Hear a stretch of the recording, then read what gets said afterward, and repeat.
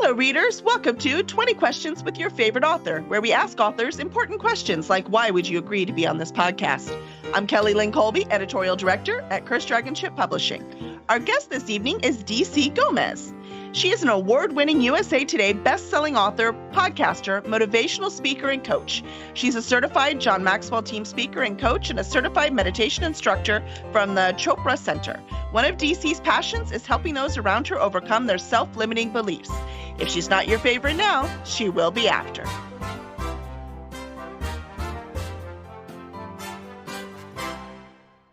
Good evening, DC. Thank you for coming on this podcast. Thank you so much for having me. I'm loving your music. I'm like the little kid who I can't have music without dancing. So I'm like, and then you stop. And then I was like, oh, there goes the beat. You're like, it's it. But I was going to dance through the whole thing. Oh, that would have been amazing and probably traumatizing for everyone all at the same time. So yeah, let's not do that. We would have got our exercise in. So, I mean, I'm okay with that. So true. We should have thought about it. I know. I mean, we sit and write all day. It would be nice to be walked during the podcast, right? We totally could have danced. We could have pulled it off. Mind you, I'm having enough trouble breathing already. Maybe not tonight for me. Let's space it out. It would be okay. Yeah. We'll wait till this flu heals. But thanks to the virtual world, we can still do this interview, and I don't have to give you the flu. I mean, that's pretty nice. I appreciate it. I appreciate it too. Yeah. Well, thank you for coming. I know you have nothing else to do because you don't have, 160 cards to send to readers or anything. Nothing like that. That have to be out before Christmas. No, nothing like that. We're perfectly okay. Yeah. Handwritten on all of them? No problem. So you got plenty of time. So this is going to be like a 2.5-hour interview. You're good, right? Oh, I'm good. I got this. My cat is stamping away, putting paw prints everywhere. Do you hear that? I'm looking around. My cat's like, you're on your own, girl. Whatever. He's like, he's going to be like, I will make my appearance when it is appropriate. Which translates into when all the cards are done and he doesn't have anything to do. That's when the cat comes out. Yeah. That's the cat. I'm useful now. Or when they're all packaged, ready to go. And so he comes to help you by knocking them all off the table. And you're going, and there goes another 10 minutes of my day. Thank you. Yep. Thank you. See? Thanks, cat. I love you. Why do I feed you again? He owns the house. We just pretend to live here. I understand that 100%. All right. So I have very important questions to ask you tonight. Let's do this. I'm ready. Right. First, I want to read something extra in your bio that I didn't have time in the music for, but it fascinated the heck out of me. So I want to read this real quick. So it says that you were born in the Dominican Republic. You grew up in Salem, Massachusetts. You studied film and television at New York University. Then you joined the Army. Then you earned a master's degree in science administration from Central Michigan University, earned another master's in adult education from Texas A&M Texarkana University. So my question is, what do you have against staying in one place?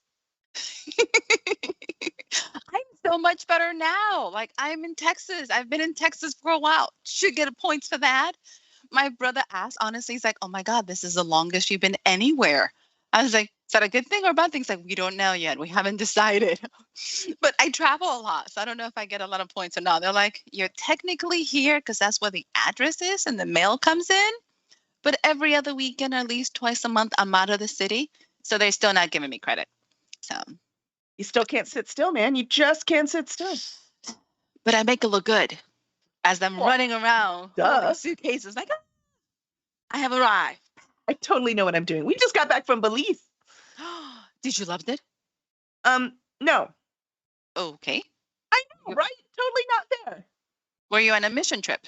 No. We went on vacation. It was our 25th wedding anniversary. That part I loved. I love spending time with my husband. Here's the thing. Weather, not that different from Houston.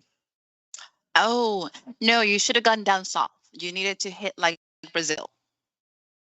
Yes. So I keep saying that Houston gets too cold. We need to go south. Let's try Belize. I'm like, no, we need to go farther south. Yeah. And this time of the year, we're very similar. So you literally have to hit the other side. Yeah. So, yeah.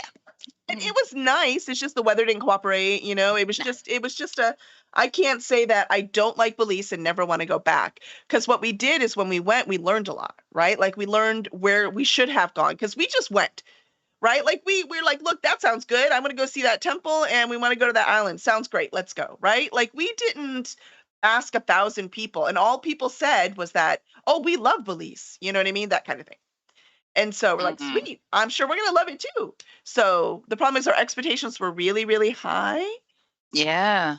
And it wasn't cheaper. Everyone told us it was way cheaper. It was not. And it It's could be not. just because the cost of living in Houston is so cheap, anyways. It was the same darn price. I took a group back in my other day when I was a youth minister. I took a group of youth to Belize on a mission trip. We ended up going to the island. Unfortunately, we had like a horrible storm. So everybody's like, oh my God, we're going to die. It's like, you're not going to die. You just got really bad wet. You couldn't enjoy the beach. But other than that, not a bad thing. But it's not that. It is one of the few countries in Latin America that speaks English, which is kind of cool. Yep. Except they speak English with an accent. So it's like, okay, it's kind of fun. Mhm. They still speak Spanish, but it was not that much different. So if you were looking for And the warm, Creole. Yep. The Creole was the only thing that was really different. Otherwise, Yep. I felt like I was in Houston. I totally You- did. a little bit farther south would have been much better because you would have gotten like the actual summer instead of our winter or like the rainy season that you get at the summer. Caribbean is more like a rainy season than time of the year. But it's still chilly. I'm sorry, like, Yeah. We were at a bar and I was getting cold. Now, my husband thinks I'm crazy, by the way. He did not get cold at all. This is just me. No, So I'm let with the you. record state. I was like, I'm getting cold. He's like, cold? I'm like, yeah.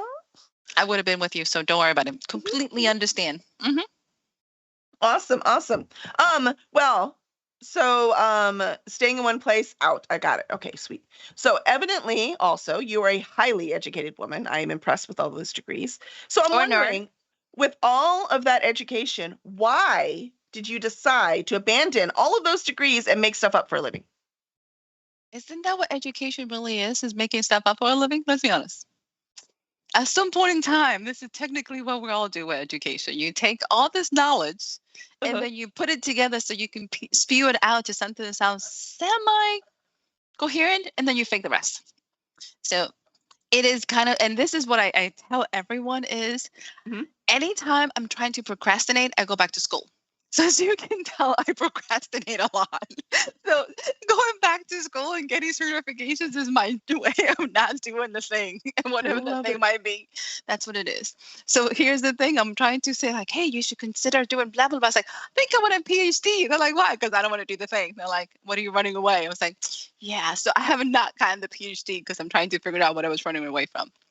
I don't know yet, but if you see anything says DC went back to school, she's like, oh yeah, she's running away. We know there's a project.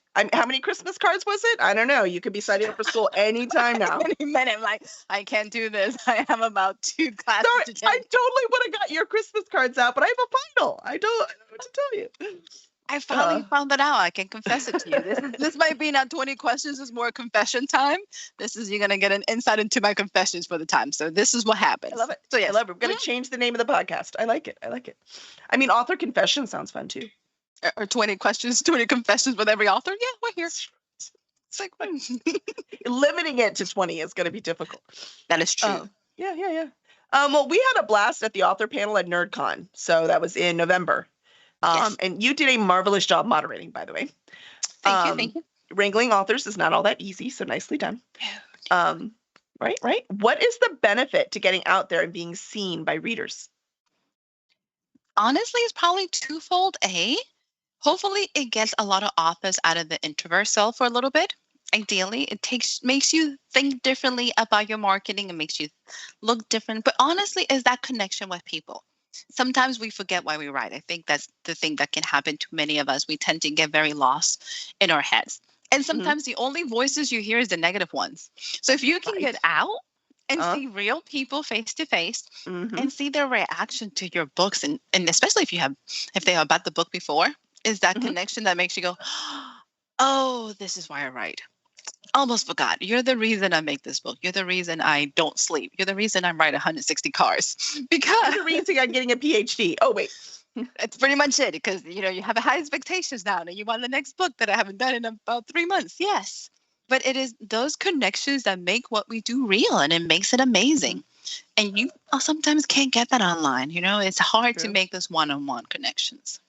Yep, 100%. Totally agree. Birdie wants to know, do you use your education on your novels? It always comes in, some way or another. So you can tell this is obviously confessions. Where am I at in my life depending what I'm writing about? So I have gone through different stages of my diets. I've gone gluten-free, I've done vegan, now I'm very plant-based. So in my first book, Death's Enter, she doesn't eat meat. And then my poor kid has a gluten intolerance. So there's all these little references. So I have them doing meditation. So I have them doing, so I quote a lot about chakras. So yes, you can see the influence in a lot of things. And you can see a lot of my military background as well. So nothing is wasted. As usually what I tell everybody, everything you have done in your life, you will recycle somehow and it will come back. Yeah, especially as a writer, it's going to come up. Okay. Let's see. Friday Blue wants to know, who is your favorite horseman? So based on my series, I will have to say Death. Because according to what I'm writing, everybody else trying to kill you. At least Death just delivers you. So all the other ones are trying to find horrible, miserable ways to kill humanity. So at least Death would just take you to whatever place you think you're going in your afterlife. A little safer. Gotcha. It's like, this is it. Let's move on. Mm-hmm. I've always said it's not death that's the problem, right? It's the torment getting there. Thank you. Somebody told me when I moved to Texas, like everybody wants to go to heaven, but nobody wants to die. I thought that was perfect. I'm like, oh my God, I've never heard of that. Now I quote it to my parents and every other Catholic I know up north. By the way, they all roll their eyes at me. It's nearly as funny as I thought it was. Not amused. You're like, well, I'm amused. I was amused. Let's see. You have a podcast called Inside the Minds of Authors that I've not been on, by the way. So I'm quite offended. Why have you not been on? Hello? I don't know. Granted, it took us 2 years to set this one up, so why am I know. Yeah. Inside info at NerdCon together. I brought my calendar and I was like, hi, DC, I'm getting you in right now. When's good for you? Yeah, that's kind of how it went down. So I do have links for when I'm recording, so I'm sending you that now that I can actually have a schedule. So that has been very difficult in my bubble. But yes. Right. What is but my question, besides me being very offended, is what is it about us, you and I, that makes us think people want to hear us talk to authors? What is it? Denial.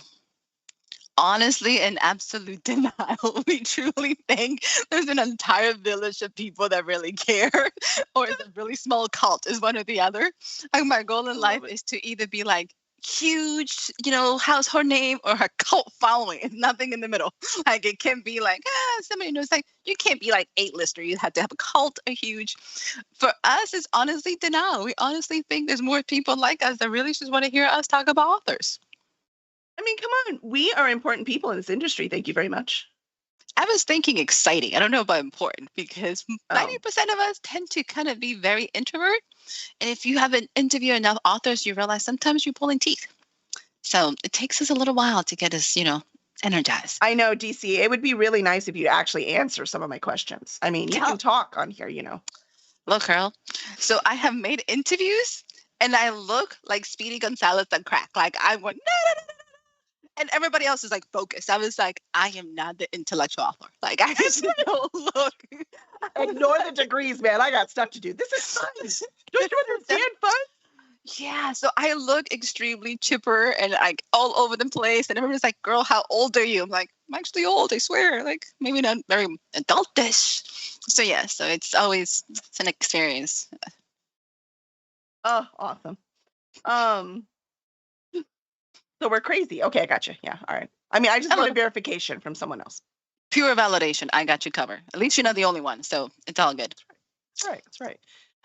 What have you learned about authors as a group that surprised you?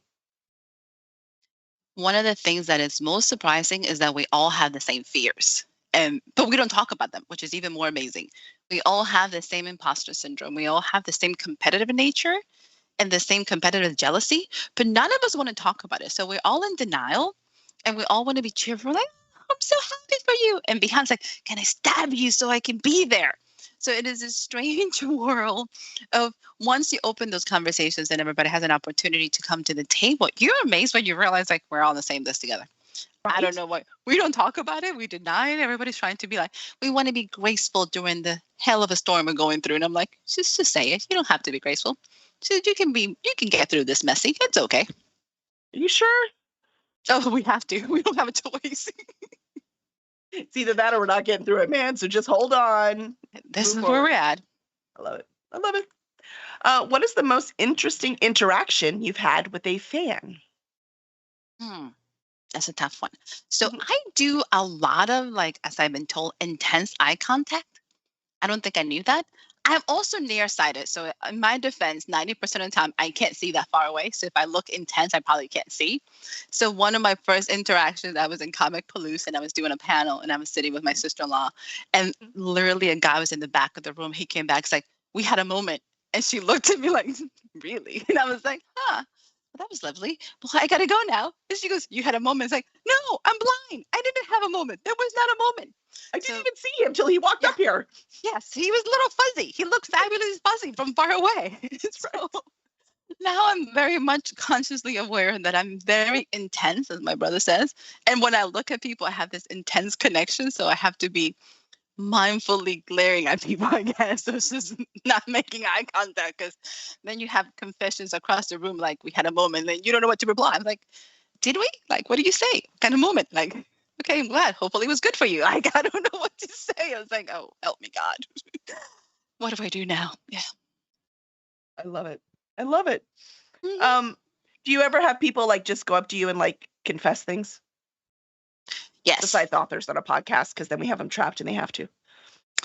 You probably did not want to know this much information about me. So, Oh, I totally very, do. Go ahead. listen, very first conventions I've done, I was here in Texarkana, Mhm. never done a convention. Actually, never done a Comic Con. I listened to my brother and his wife, like, hey, this would be great for your book. They don't give you any information what you're doing. You show up. The gentleman's on the booth next to me, like, hey, we'll buy your book. I was like, I don't know who you are. Buy the book. They come back. It's like, have you been following me? And I swear, I was like, say what?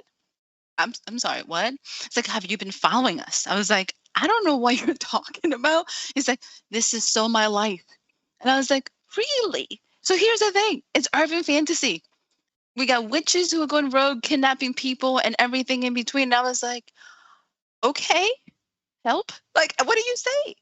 So this is when I realized I'm in a strange journey, and I'm just going to embrace it, because yes, I have confessions of those sort of stuff all the time. Like, think this is my life and you wrote about me. I'm like, which book? And do you really wanted to tell me about that? So yeah, You're like, isn't this supposed to be some kind of confession that happens later after I see something I can't explain? I mean, this is weird. this is what I'm thinking. I should just carry holy water and be like, your sins are forgiven, repent. Like, I don't know if I should make you do some Or Holy just Marys. stay away from me? Yeah, yeah, yeah, yeah. Nah, I feel like I should just start baptizing people, saying in the name of the Father, the Son, and the Holy Spirit. Go on your merry way. Like, literally, you should just start like blessing people as I go and see them, like, thank you, your sins are forgiven. Granted, the church might actually like kick me out, and that could be even worse. That could be Explain, bad. explaining that to my parents would be bad. At least my mother. My dad would be like, oh, that took skills. I'm like, how'd you pull that off? It's You like, got "Oh, balls, Dad." my daughter. You got balls. Yes, And my your dad would be mom's like, just like. that would be my family. My aunt would be like, I'm going to have to call the Pope. We need to talk about your sins. What did you do? It was like, I was confessing sins, and like, oh, help us, God. Why would you do that? I was like, that was a good idea at the time. So yes, my mom she was just be like, oh, my dad was like, I took talent. Nice job. Nice, nice. Yeah. It would be a very 50-50 division. My brothers would give me high fives. Like, they would be like, I got you. That was smooth. Cool. Good for you. I like it. I like it. Um, we have lots of readers who listen to this podcast. What do you wish they knew about the writing process? Like, what do you Probably want to that tell it, readers? for readers. Oh, I Hmm. almost went to writers. Nope. Yeah. What do you want readers to know about the writing process? Hmm. Because I have a lot of writers that tell me, but I work so hard on it. And I'm like, readers don't care how hard you worked on it. You know what I mean? Like that they don't care. They want what that final product is, right? Like they don't care how hard you worked on building their house if it breaks when they move in, right? Same with the book. They don't care how hard you worked on it if the book doesn't work. So what is it that you wish readers knew about the process to help them understand a little bit more when they pick up a book? One of the hardest things I think is that every single process is a little different. I think that's the part that readers like. Unlike many things, hey, there's so many different ways you can, I guess, build a table, but not really. Like, there's some things that Mhm. has a structure, and the Mhm. easier you follow the structure, the easier it is to actually create whatever you're doing. Mhm. When it comes to the writing process, is three different things.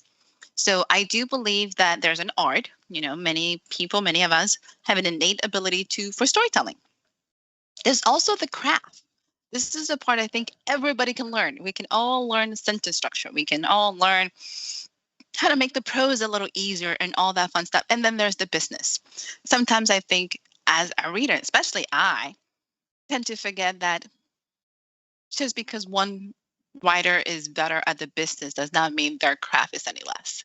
So sometimes is that give yourself permission to meet a writer that is not well known, that doesn't have a title, it doesn't have all the little pedigrees, because it doesn't make their writing bad. It just makes them not in the same level of their business that somebody else that has more backing. So when they're looking up books, it's okay to try an indie book. It is okay to try somebody you have never met. And it is okay to go outside the genre that you love. The process is still creative, it's still a craft, it's still a business, but give yourself permission to try something new. Nice. Dante, our youngest fan, says that DC sounds pretty. Aw, thank you. I'm such a kid. I was like, oh, yes. Well, he's a kid too, so it totally works. We can hang out. Zepha wants to know, which book did you add the gentleman from Comicpalooza to? And did he have a moment there also? Well, I didn't add him. He added himself to it. So oh, no. Yeah. You really weren't following him around. No, I didn't know. So there's an entire clan of them. And I actually became friends with one of them. And she's like, this is our lives. Like, I don't want to hear any of that. I don't know how to explain that.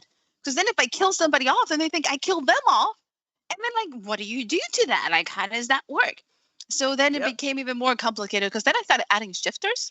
And some of them, actually see themselves as shifters. Like, is definitely me. I'm like, how does this happen? So in one of I think book 3 or 4, I have a he is, I think, a shifter, but he spends a lot of time naked and only wears socks. I was like, this is not going to be a good conversation. This is one of those things that, that's me. I was like, I didn't want to know all that about anybody.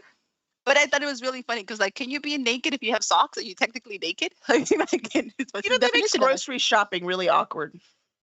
Well, thank God he never left the apartment, but he also didn't realize he was high as hell, so he had issues with the whole clothes. So, yeah. I don't know how we came down this side road of confusion, but you did open this door. I'm just letting you know. Somehow I'm turning this around and blaming you because I was minding my own business. I mean, it is my podcast. See, thank you. I'm just here visiting. I'm literally holding. No, you're right. It's totally my fault. I'm going to have to put you on a shorter leash, DC. Good luck with that. How that works out. Leeches. I don't even know how to tie them. Okay, here we go. Let's see. When you share this later, you'll want to feature something. So what do you want me to ask you about? That's not even fair. That's not even a question. You can have a question. I like it. It's my new question. I'm going to use it every time now. Go ahead. Whatever you want me to ask. Can I pick a wrong question for myself and then sound crazy? Like, is that even possible? Like, how does that work? I don't know. I'd be really impressed if you could do that, though. It is me. I have skills. You have not known me very well. I could pull this off. And then you'd be like, really, girl, how'd you manage that? Oh, and Bertie said socks only is definitely naked. Sorry, it counts as naked. Oh, okay. Thank you. I need a confirmation. I was like, is that technically naked? We could go down that path, but that would be totally unrelated to the conversation. We should ask that question, socks. So yeah. Is that one of my 20? Can I count that as one of my 20 or no? Yeah, no, sorry. Man, so close. Okay. So what we want me to ask about, let's see. Usually one of the questions that I hear a lot is if I write in my same genre. So, and I've heard mixed conversations from different authors, whether they write in the genre that they read. I tend to. I don't know how everybody feels about it. Do I need to answer my own question too? Because then that should be cheating. Man, I think that's cheating. I can't just ask and answer that. Oh, no, I think that's exactly it. This is a do-it-yourself podcast. That's what I was going to ask you. I was like, did I bring my own beer too? I don't even drink beer, but this is kind of, I was like, did I bring my own microphone? Thank God I have a light. I was just like, listen. This is how you get 160 Christmas cards out. You delegate. Go. I have failed the delegation. By the way, you come up with your own questions and answer them. We haven't. Let me hold my deer. I got this. So yes, I actually enjoy the genres that I write. So I write in multiple genres, which makes it great for my creative brain, makes it horrible for the business side. I am sure I have tried to hire people to help me market, and they're like, "You do know," and then they go like blank stare, like, "This is very difficult." I was like, so basically, you telling me I should stick know. with the cult? That's why I hired you. That's what I thought. So basically, I should stick with the cult because the whole household name, based on what it looks like, it might not be working out for me. So yeah, so I'm embracing my world. I'm like, oh God, I'll be that girl. So yes. I love it.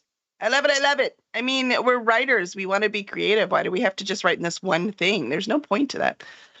It's hard. Yeah, no, I'm with you. Now for the stuff I care about. All right, so I asked about all those. Now it's my turn. Okay, ready?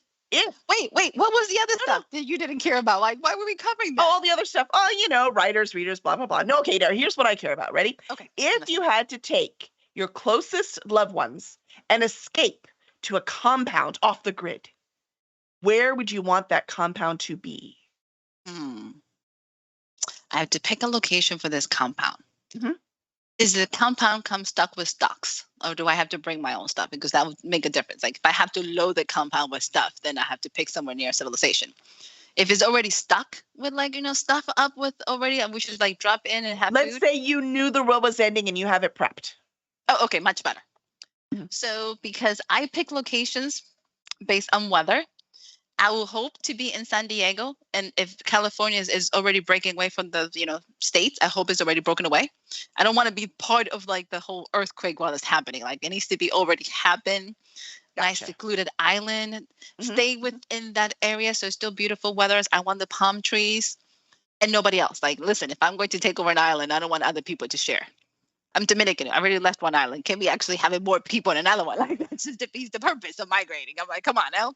They can get their own island with their There you go. own fort. Yes. I could visit, but I don't want them that close. And this place needs to be really big. So each family that I love has their own corner. Like, I love you.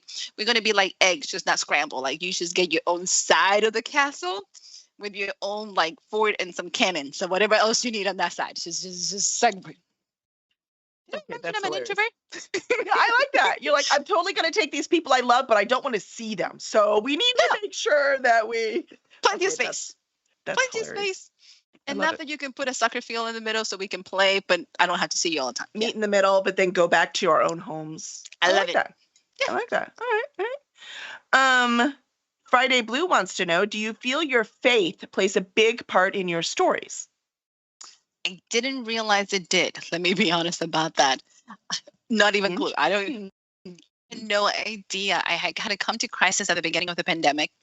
I decided, let me put decided in question marks because it's like quotations. I got an inspiration to do devotional. So it's a conversation with God. By the way, I lost, in case anybody's questioning. And I had to come to terms that, did I want to be defined as a Christian author? And if anybody has ever had a conversation with a higher being, good luck, because it never ends well. And I was like, I really don't want to have the title. I don't want to be defined. And I heard God say very clearly, oh, well, if you deny me to the people, I'm going to deny you to my Father. And I was like, oh, that's cheating. Like, that's a low blow. And you're like, that's not fair. I'm trying to market here. I was like, come on, do I really want to go there? So I honestly had to come to terms that I'm very spiritual. I don't know if I'm religious, but I'm definitely spiritual. I do believe in a higher power. I think I'm a spiritual being that believes in Christ.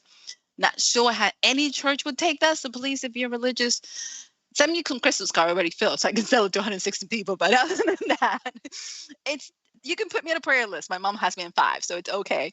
So it is play a role more on the theology side than most people can imagine. So I have embraced the fact that I'm very multifaceted, that there's all these things working together, and then my mind functions a little different. As you can see, I'm not very politically correct and probably not the best spokesperson for any church ever. So this is where we're at. It happens. I love it. Everyone finds faith in a different way. I love it. I love it. So enough of the audience. Gosh doggone it. We were with my questions. All right, ready? I forgot. Yes. What weird thing do you collect? Ooh, what weird thing I collect? I don't know if it was weird. I started collecting shot glasses, which was fun. And everybody knows you're collecting shot glasses and they send you millions. And then you find yourself with like 100 shot glasses you're never going to use. And I was like, stop sending shot glasses. So I Some got rid places of. you've never been? Yeah. And then you're never going to use. It's not like you're going to have a shot from all these places. I'll be drunk 20%, actually about 80% of my life. So I decided this is not a good collection. At some point in time, I wanted to collect little like rum bottles like they'll sell in the airport. Oh, And because I thought those amazing. yeah. do And they you're like, set it- there's got to be a limit too, right? They can't send me thousands of these. So Well, then they started disappearing. I don't know who came visit my house, but they were never there. I was like, where do they go? Like, where do they go? well, So maybe this- you just put one in each shot glass, and maybe you can get rid of two problems at once. You know? No, just- they leave the shot glasses. If I filled them Oh. with actually, yeah, shot glasses stayed. The little bottles were gone. At one point in time, I wanted to collect like 25-cent coins, a new one, right? So I got the little book. By Mhm. the way, you filled the book, then you have no longer a hobby. I was like, what do I do with this now? So there was no longer a hobby. I thought stamps would be amazing, and then I got bored. I was like, where do people get these stamps from? Like, how do I keep finding them? So then I obviously did not want to do that much research. So in theory, I collect hobbies. As you can tell, this is what I love collect. it. I yes. love it. So I have done everything from basket weaving. By the way, it's really dangerous. Be careful, like those little strings will hit you in the eye. That's why you're supposed to do it underwater.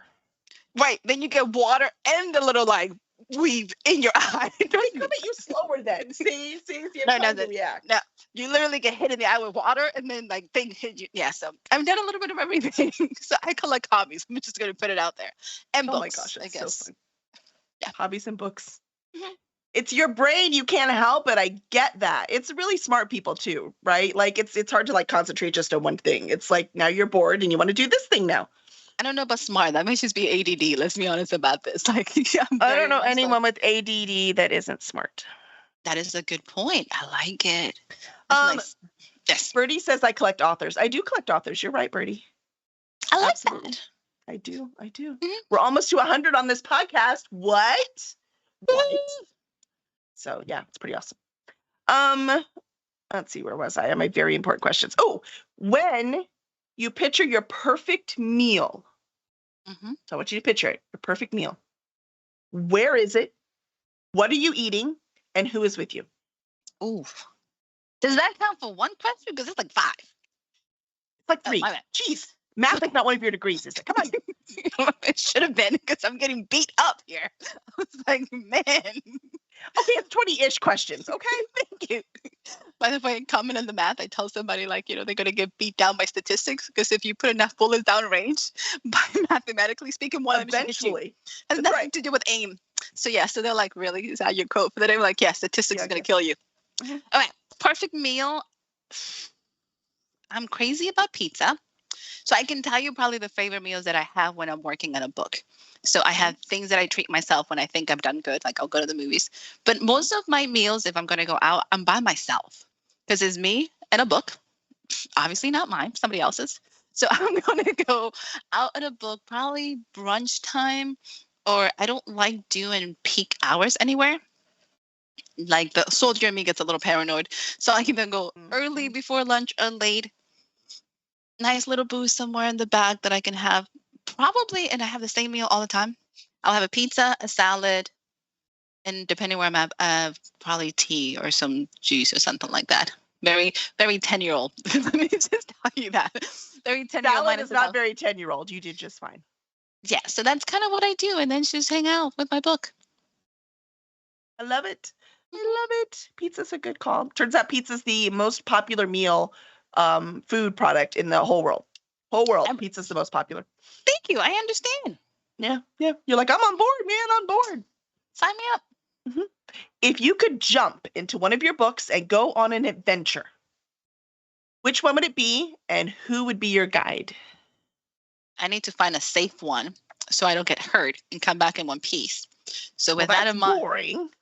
nope, you should see my books. I might not make it. I never say I was that high speed. Listen, I should write them. If I have to do what my characters do, we might have to Have a tap out. guide. They'll totally protect you.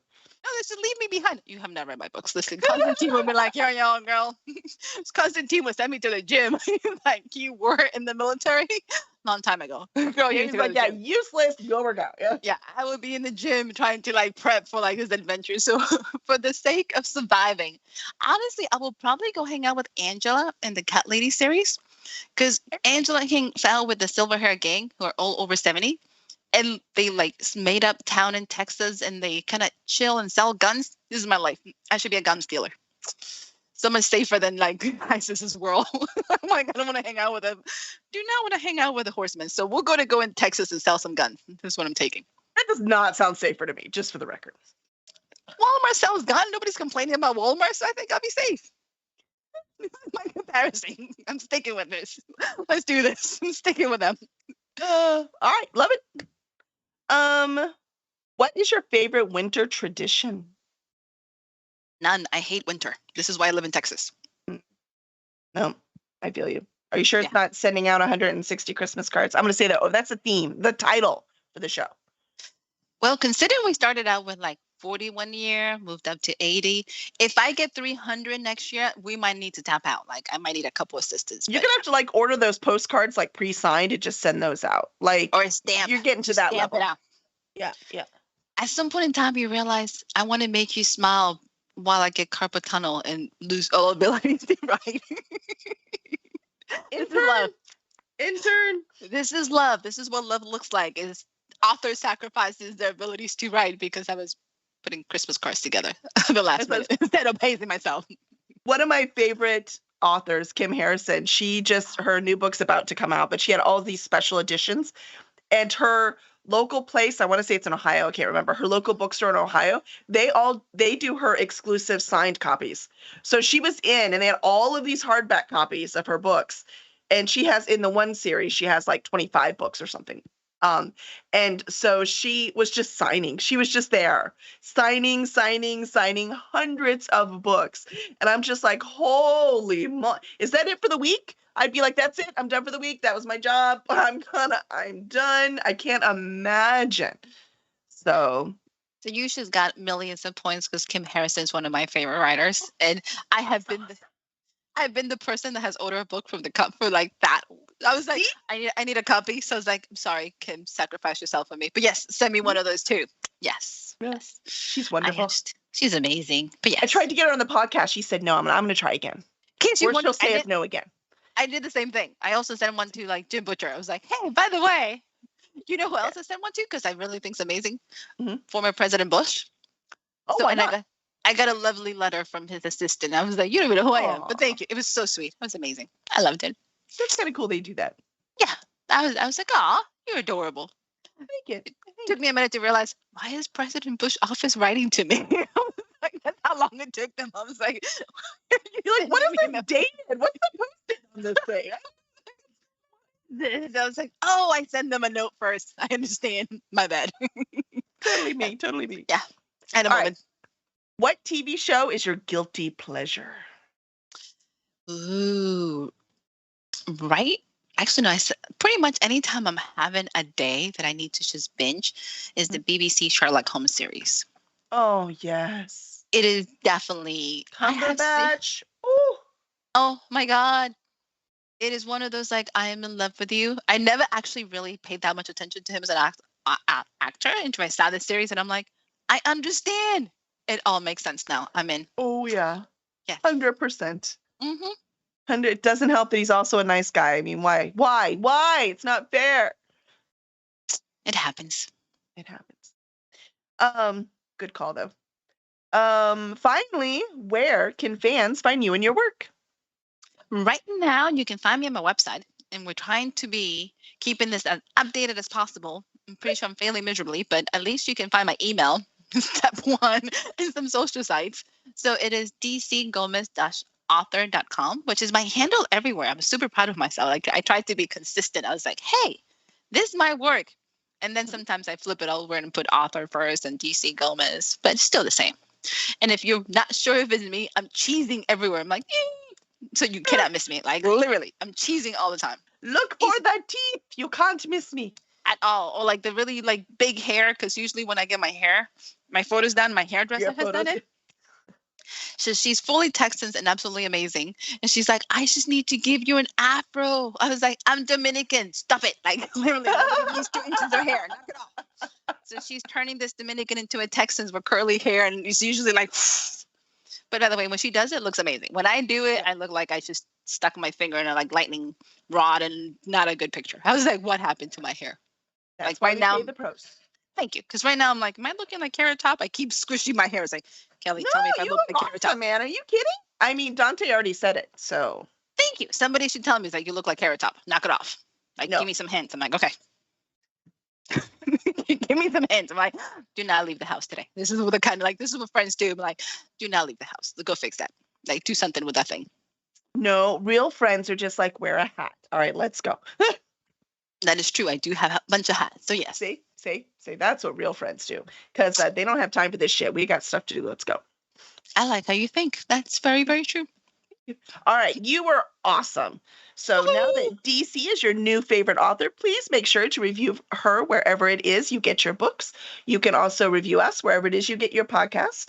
And you can follow us on Twitch and subscribe on YouTube. And we will see you next week where we have a repeat guest. Mr. Todd Faunastock has a new release. So he's excited to tell you all about it. And we'll see you then. Thank you. Bye.